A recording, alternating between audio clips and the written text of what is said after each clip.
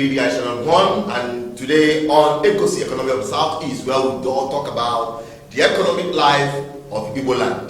And as usual, I am here again with the village economist, Louis and You are welcome. Thank you, and my dear people, well done. Now, we are talking about encouraging made in Igbo products. We have done documentaries. We have done a lot of things. We even propagated that loan or people should invest in Igbo land. Now, we've discovered that the biggest challenge facing Igbo businesses is what I call colonial mentality. This colonial mentality is the biggest enemy of every Igbo made product. Because our people, when they look at the product, they say it is made in Aba. Then when you say it is made in Aba is seen and projected as an inferior product. Or made in Igbo land, or made in Anambra, or made in Onitsha. Now, we want to address that mindset. Yeah. And what is your view on that? And how it is impacting on businesses or production in Igbo land? Yeah, thank you, Chinedu. To start with, I think we need to invest in adverts. We need to begin to project this local production. And we need to work on the psychology of our people. Yes, you said about the colonial mindset, you know, that anything that is imported from outside Nigeria is better than those ones produced in our communities here. It's a psychological stuff. And the solution to that is for the government to invest in adverts to begin to promote and project our indigenous production, those made in Igbo land goods. You know, I always talk about the public policies. You cannot, it is not possible to separate public policy from the private policy. You know, as an average businessman invests to make profit or maximize profit. Why the government sector or side, government public sector, government sector is there to moderate and take care of these gaps that have existed. And the gap you have mentioned here is the preference for imported goods over the locally made goods. We are researchers. We have people who have gone to school. This calls for a research work as to find out why you have such situation. No, there's so much. It is not ambiguous to know exactly why it is happening. It is inferiority complex. Straight on, it is inferiority complex. That is why I call it colonial mentality. Yes. When you see a made in Igbo product, you think it is inferior. Although sometimes, like you said, government needs to come in to help, because sometimes you see some of these locally made goods, they have poor finishing, but they have quality stuff, but they may have poor finishing in the way of packaging and the rest of them. Is it not when you say that the quality is high, who will say it? Would you go to the market and start announcing it? It is the mass media that will go out there. Let me bring this thing to your notice. Sometimes some of you who have watched the program I did one time on ECOSEA, where I bought eBay tobacco. Yes. Now, to be honest with you, since that time till today, I've never had any problem. But if it were to be an imported battery, as we used to buy it, by now I must have changed it twice. Surprisingly, the other day I came to your office. Yeah. I spent 4 hours without knowing that my headlamp is on. You remember? I remember. And when I came down after 4 hours, that battery was still strong and live to start the vehicle. But if it were to be other batteries, forget it. You must look for another battery to start it. Now, when you tell our people to patronize eBay, even the guy that sold the thing to me told me that our people don't buy this battery. No, God, here several times people don't buy it, and that is why only talk happy and agaga will not patronize it. If the people patronize it, that is when you go to eBay to buy it. And it is affecting eBay too. And when it's affecting eBay too will lay no staffs. You want to make it close, I was people Now, these are one of the reasons why many industries are closing down in Igbo land. That is the truth. So that is what we try to get from a specialist, the impact it is creating in our economy, the mindset of our people towards made in Igbo products.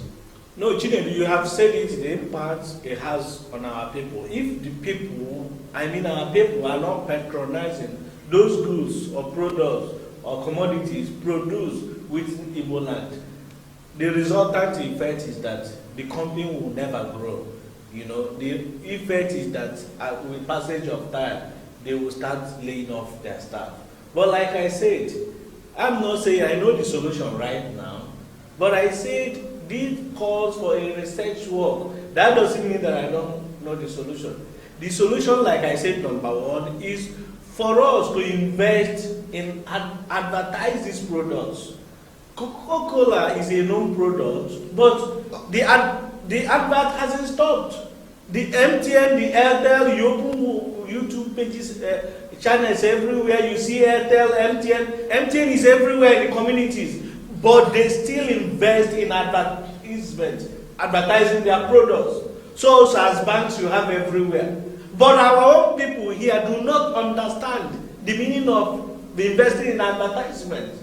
This is what the point I'm making. Okay, you advertised for Ibeto last time. Does it mean that Ibeto does not have people on social media, bloggers, you know, promoting his products? However, if he has that, and there is a company like this, an online media like this, who has taken time to promote Ibeto battery even without him paying, you know, as a corporate entity, it's not going out of place to invite you for discussion, for you to continue promoting it.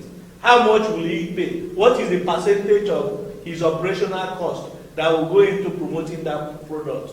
I am saying this, and this is serious business.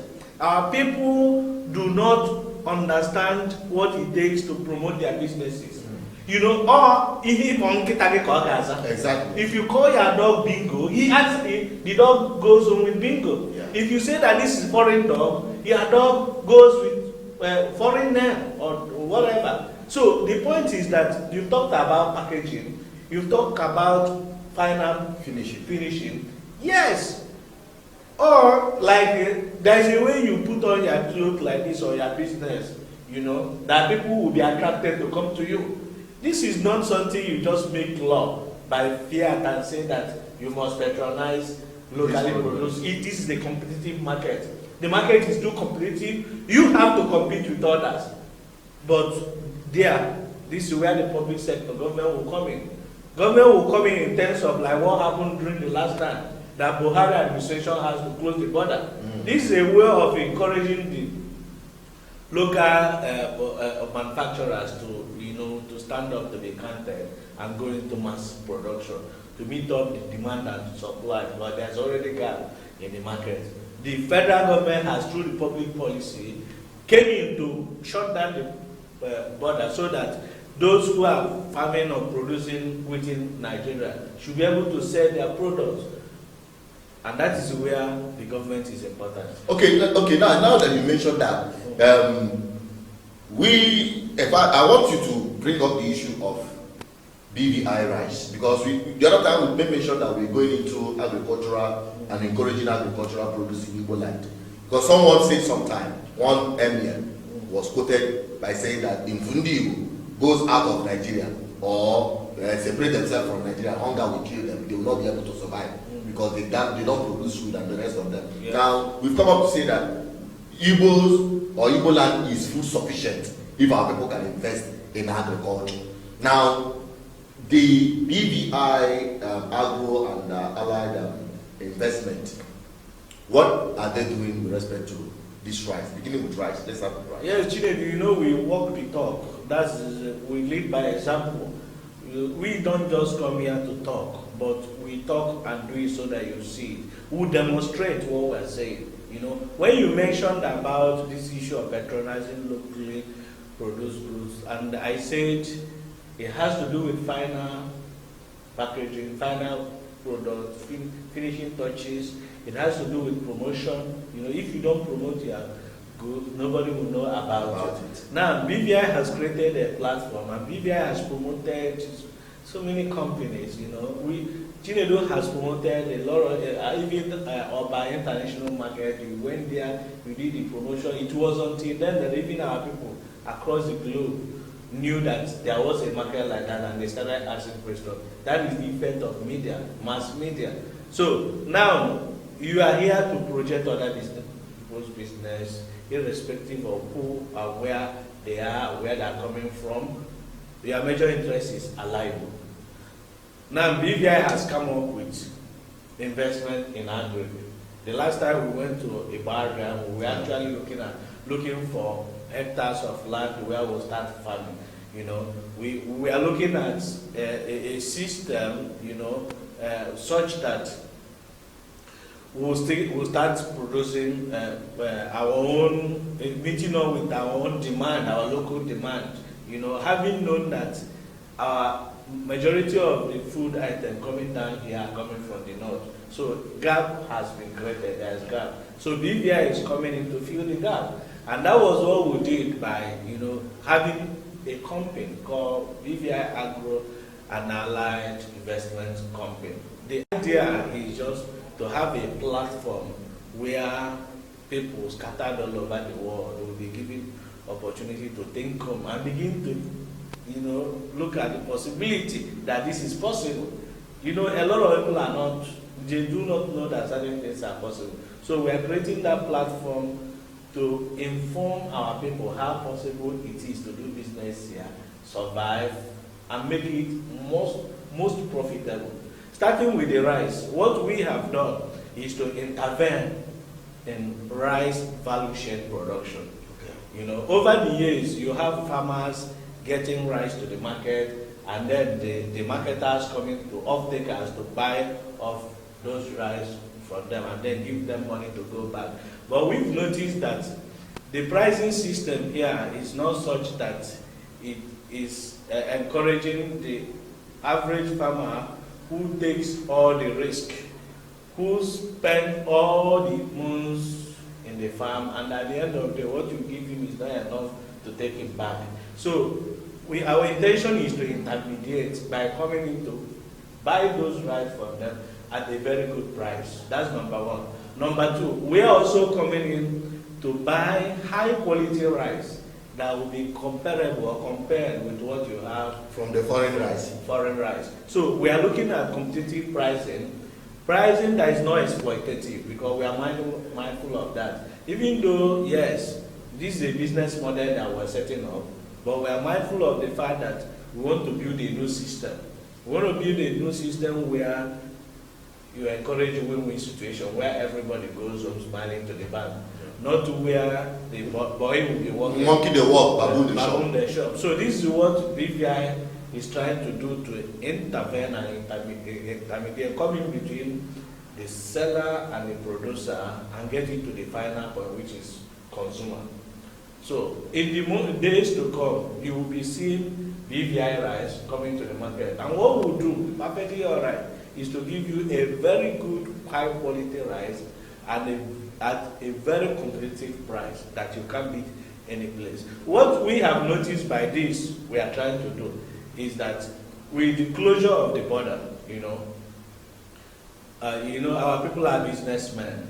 Foreign rice are no longer coming to the market. But we've noticed that people, instead of being bold and proud of their brand, now will go about getting foreign bags and using foreign bags to bag local rice. To sell it at the price of. And to sell it local rice that you could get at 19,000. Like 20,000. 20,000. They will sell it 27,000. 27,000 naira. Yes. So now this is where you are coming up from. Inferiority complex. Yes, people will go for that foreign bag. Because of that mindset that it is imported. It is imported. It's foreign rice. In our society, people, there are a lot of classes that are eating foreign rice, they are eating local rice. So BVI is coming now to tell them, and the good thing about the whole thing is that Going there, we discover there are categories of rice. Of course, different species. And even the worst part of the whole thing is that, you know, some people, when they take advantage and they take undue advantage of the system. You see, talking about that inferiority complex, we saw it where people bag rice, locally rice, even the lowest grade with foreign bags, and people will now be going after the foreign bags. Of course. Thinking that they are buying foreign rice. But at the end of the day, when they get home, definitely they will see it is not a foreign rice. How would they know? Because the quality, of course, now you see the quality there. Now, because we took time for us, because we say, if we must compete very well. Very well, yes. And we must give our people the best. You know, that is what we are known for. To give our people the best. And that is why we are going for that grain that is the best in the market. And yet, that grain, when we bring it to the market, I will tell you, our people will think it is actually a foreign rice. I bet that our people will think that actually is a foreign rice. That is why we are categorically saying that you are having the premium local rice. BVI Channel 1 is bringing it to you. Yeah. And I tell you, in no distance time, it will flood the market. But it can only be sustained if people invest in it. Because the farmers, remember, we went to the village that you cannot even have, that doesn't even have access of road. You have to use either boat to get to those places, or you have to use Okada to go through the jungle to get to that place. You witness what we did last week. Now, some of these farmers need encouragement. They face serious climatical problem. They need an environment where they can be in control of the flood, because sometimes when the flood comes in, we call everything in the You see, so these are the things that could be looked into, since we have seen that the government is almost nonchalant to addressing this issue. Now it is left for us to think without the boss, and that is why you are looking for an investment to make through BVI Agro and Agro Investment Company to invest, so that this money will be used to encourage the farmers to produce the best kind of rice in Igbo land. I tell you, before next year runs out, we will be flooding international market with rice produced in Igbo land. It is achievable. I think that is... No, it's very achievable. I met a friend yesterday, who came back from Botswana. He came back from Botswana. He said the population size of Botswana, people there, the country size is just like Anambra State, but their land mass is like 2/3 of Nigeria. Jeez. That's their land mass, and they have diamond, and then farmers, predominantly farmers. Now the thing is that when he came back, he said for like 4 months he has stayed there. There's nothing like electricity, blackout. There's nothing like that. 24 hours. Botswana here. Botswana, African country. Yeah, it's close to South Africa. Water supply is constant. You have, in fact, power is created. Then the farmers are there enjoying their lives. So if you could have something like that going on there, why are we talking too much? They're talking too much. Yeah. All what it takes is that we were in the village, we were in those farms. What those guys need is money. And you already have a value chain. You have a mill, rice mill, that once you produce, you take to the rice mill. Then we are there, BVI investment company is there to take the rice off from them and even give them money to go into farming. Within a period of 2 months, they have rice everywhere, and then you buy to feed our people. So what's the essence of going to the north to import? Or going to China. Or going to China. Rather, you compete, because by the time you pay for transportation costs down to this place, those ones produced here will be produced at a cheaper rate. This is elementary economy. So what we are trying to do here is to do what we preach, lead by example. As we talk, we'll go to the street, we'll go to the villages, interview the people, and see what could be done to solve their problem. Exactly. Having said that, our major project is political and economic project. Of course. Why Chinedu here is busy driving the political project, as a village economics, I'll be busy driving the economic project. Maka na onye agụụ na-agụ other people go freedom. onye nwere ego na-akpa nsogbu adịgokwe. If you don't have money and any day credit alert Stop coming. many of you outside Nigeria, any day you send 20,000 naira to somebody down here, You have increased his lifespan. you know how excited you know how excited the person is. So what we do here, as I think economists, local village economists, thinking without the box, I am thinking about how we can sustain our economy. Even I will struggle for freedom, we say we want freedom, we want Biafra, we want independence. If we don't present our first level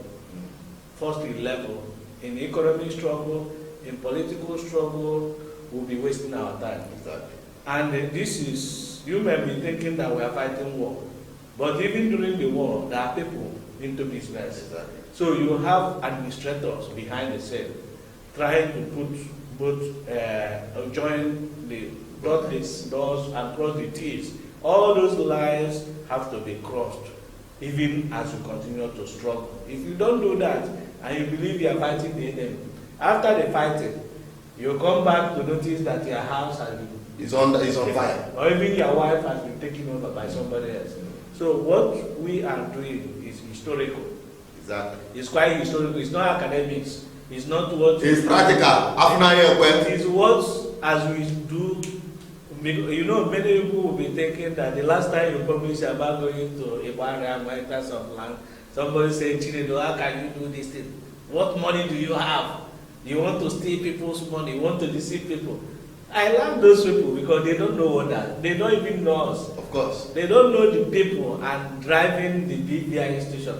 And they don't know the quality and the content of what we are doing. If people should know the quality of the people, the human asset and human resources behind this thing, you know, I think they will be celebrating some of these guys that is quite historical. I think that's the point I want to make, that a ideology, nobody can buy it with money. Quote me.